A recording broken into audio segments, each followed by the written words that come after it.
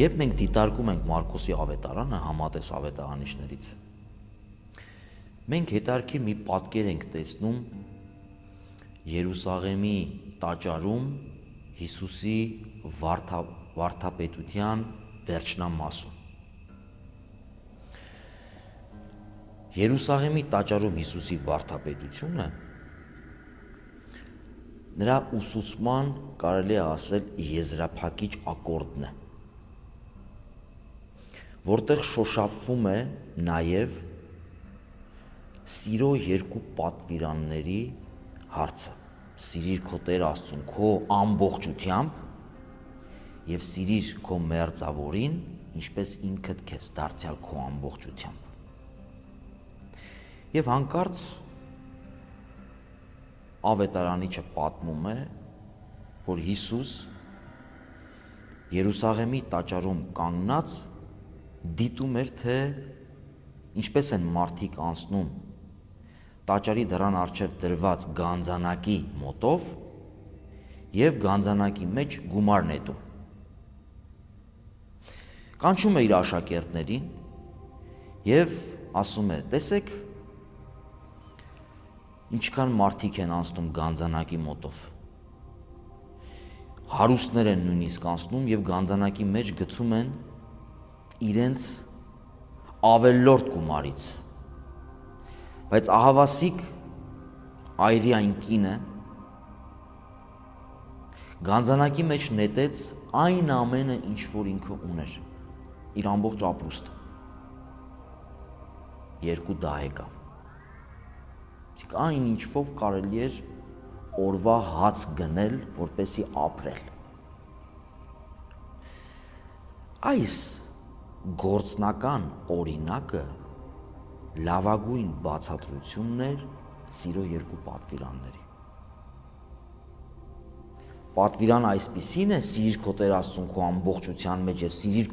քո մերձավորին ամբողջական կերպով, ահավասիկ օրինակը։ Եվ հիմա այս պատկերը մեր աչքի առջև ունենալով, մենք ապրում ենք եւ որպես անհատներ եւ որպես հավաքականություն փորձությունների մի ծանր շրջան, որտեղ մեր առջև դրված է գանձանակ, եւ այդ գանձանակը ոչ միայն մեր հայրենիքն է, այլ նաև մեր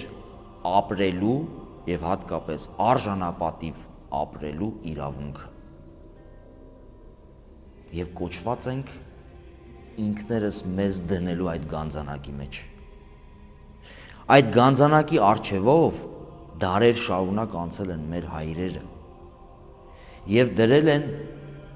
այն ամենը, ինչ որ իրենց համար թանկ է եղել։ Եվ վերջին օրինակներից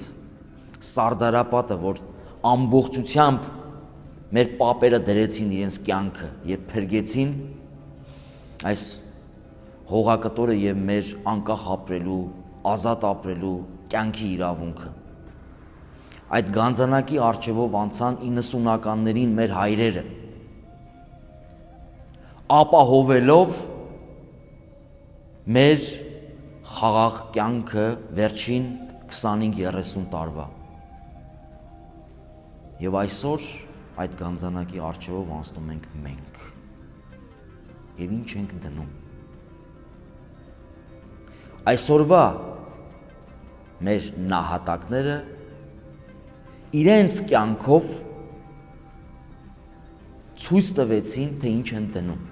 Դրեցին իրենց կյանքը, ամենաթանկը։ Եվ գանձանակը բաց է։ Բաց է ոչ միայն արյունը դնելու, այլև մեր քրտինքը դնելու։ Չի կարող լինել ավելորդից զոհաբերություն։ Այսօր մենք այնպիսի վիճակում ենք գտնվում,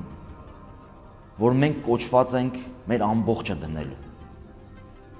Ամբողջը դնելու դեպքում է, որ մենք կշահենք ամբողջը։ Կիսատություն կորցնելով մենք ամբողջն ենք կորցնելու։ Այստեղ հողի խնդիր չէ միայն, Այստեղ տերիտորիայի խնդիր չէ միայն։ Այստեղ դրված է մեր ապրելու իրավունքի խնդիրը։ Աստված մեզ կյանք է տվել, որպեսզի մենք այդ կյանքը պահպանենք եւ մշակենք։ Արյուն եւ քրտինք։ Իսկ մենք թիկունքում արդյոք մեր սերը արտահայտում ենք այս ամբողջանվեր եղանակով։ Տալիս ենք մեր ամբողջը։ Ում ենք սպասում։ Այս համատեքստում Հիսուս մեկ ուրիշ միտքեր է արտահայտում, այսօրվա լույսի ներքո հասկանալի շատ ավելի լավ։ Ասում է նա, ով կփորձի փրկել իր կյանքը, կկորցնի այն։ Իսկ ով իր կյանքը պատրաստ կլինի տալու ինձ համար, կգտնի այդ կյանքը։ Հիմա մի պահ պատկերացնենք մեր ռազմաճակատի ընդհանուր պատկերը։ Եվ այն մարդկանց, ովքեր ունակ են զենք վերցնելու, կանգնելու, պաշտպանելու եւ չթողնելու թշնամու առաջխաղացումը։ Եվ այդ մարդը հիմա իր կյանքի մասին մտածելով խուսափի այդ փորձությունից այսօր վաղն է կանգնելու իր կյանքը կորցնելու վտանգի առաջ։ Մի պահ պատկերացնենք նաև այն բոլոր մարդկանց, ովքեր հեռավորությունից կոչեր են հնչեցնում, բայց իրենք չեզոք զուտ նյութական օժանդակություն տրամադրելով ֆիզիկապես, որի կարիքը ունենք մենք, չեն գալիս այստեղ։ Ինչպես են ապրելու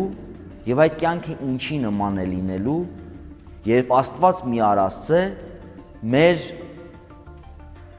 պարտականությունը չկարատարելու արդյունքում եւ անհավասար պայքարում պարտության դառնությունը ճաշակելու արդյունքում ինչ զգացողություն են ունենալու։ Ինչի են նմանվելու այդ կյանքը։ Ուրեմն Քրիստոսի այս խոսքերը այսօր դաջվելու պես պետք է ամրապնդվեն, ամրագրվեն մեր հոգիներում։ Այսինքն, եթե մենք իսկապես քրիստոնյա ենք, եթե մենք իսկապես Քրիստոսի ճանապարհորդն ենք, ճանապարհի հետևորդներն ենք, հաղթանակը կարող ենք միայն ձեռք բերել այդ խաչի տառապանքի միջով անցնելով։ Մեզ զրկելով բազմաթիվ հաճույքներից։ Գիտեք, այսօր երբ որ մենք դիտարկում ենք պատերազմական գործողությունները, մենք նկատում ենք, որ հաղթում են այն բանակները, որոնք ոչ միայն եւ ոչ այնքան ուժեղ սպառազինություն ունեն, այլ նաեւ ունեն այդ սպառազինությունը կիրառելու եւ բանակային կարգապահությունը բարձր ձևով պահելու արդյունքում։ Քրիստոնեությունը ինչ է։ Եվ մենք ինչպես ենք դա ապրել եւ այսօր էլ շարունակում ենք ապրել քրիստոնեությունը։ Քրիստոնեությունը ազատ կրոն է։ Բայց մենք միշտ այդ ազատությունը վերածում ենք անիշխանության, սանձարձակության, կամայականության, այն հույսով, որ մի օր կապաշխարենք եւ Աստված մեզ կների։ Բայց մոռանում ենք, որ երբ մենք ապրում ենք պատվիրանախախտմամբ, թուլացնում ենք մեր կարգապահությունը մեր ներսում։ Եվ դա հայելանման անդրադառնում է այսպիսի իրավիճակների ժամանակ։ Այսօր մեր զինված ուժերին եւ թիկունքին անհրաժեշտ է բացարձակ կարգապահություն։ Եվ այդ կարգապահությունը Մենք կարող ենք վերականգնվել քրիստոնեական մեր ոգին, քրիստոնեական մեր պատվիրանների ուժը մեր հոգում պահելով, վերականգնելով դա։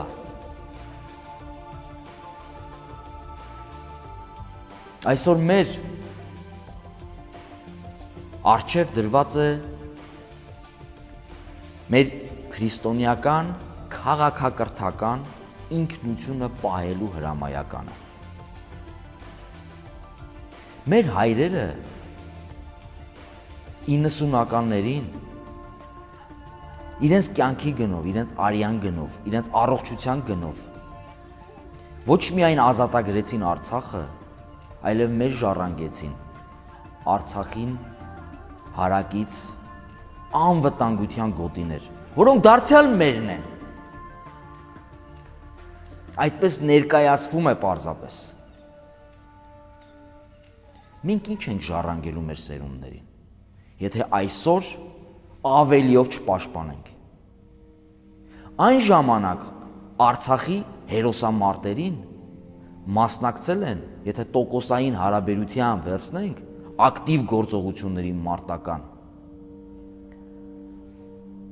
տասնյակի չի հասել տոկոսը։ Ճիշտ է, ազգովի այդ ողբերգությունը, մավան, ավերածությունների, տեղահանությունների մենք ապրել ենք։ Յուրաքանչյուրս մեր բջիջով զգացել ենք այդ դժվարությունները, բայց մարտական գործողություններին ակտիվ սահմանափակ թվով մարդիկ են մասնակցել։ Այսօրվա պատերազմը ուրիշ երախ ունի, ուրիշ դեմք ունի։ Եվ այսօր առավել ևս պահանջվում է շատ ավելի մասնակցություն, քան 90-ականների պատերազմին էր։ Զենքի ունակ մարդկանց։ Այսօր ոտքի չկանգնենք, ավելի ենք մոտեցնելու սարդարապատյան իրավիճակը, որ արդեն կին տղամարդ պիտի ոտքի կանգնեն կռվելու։